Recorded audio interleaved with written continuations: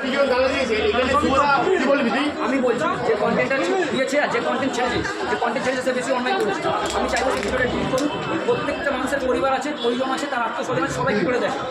তো যদি ও গালাগালি দিয়ে থাকে আর যে ভিডিওটা ছেড়ে যায়, আমি ইমিডিয়েট বলছি ভিডিও ডিলিট করার জন্য। আজকে তুমি কি বলছো?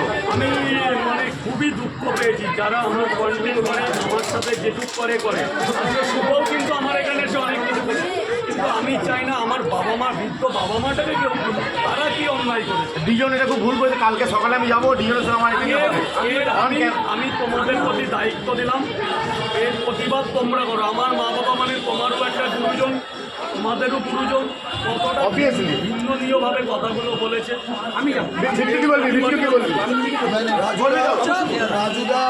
রাজুদা বাজে, অরুণ বাজে, বিট্টু বাজে, যার পেজ থেকে দেখতে সঞ্জয় ফুটি বাজে, এরা বাজে। বাট আমি একটা কথা বলি, ডিজে অরুণের মা বাজে নয়, রাজুদার মা বাজে নয়, বিট্টুর মা বাজে নয়, সঞ্জয়ের মা বাজে নয়। আমি বারবার বলছি, যারা এইভাবে মা বাবাকে গালাগালি দাও, আমি দীর্ঘবার প্রতিবাদ করি। রাজুদা কী করে না করে আমি বলেছি আমি ভিডিওতে। বাট আমি একটা কথা বলছি, মা বাবা তুলে যে গালাগালি দিয়েছে এর পিছনে আমি আছি। বিজন আমি তোমার দোকানে দুদিনের মধ্যে যাচ্ছি। আমি যদি ওরকম হলে কিন্তু খুব বাজে জিনিস হয়ে যাবে। কারণ মা বাবাকে এরকমভাবে কথা বলা তোমার উচিত হয়নি, রাখবো না।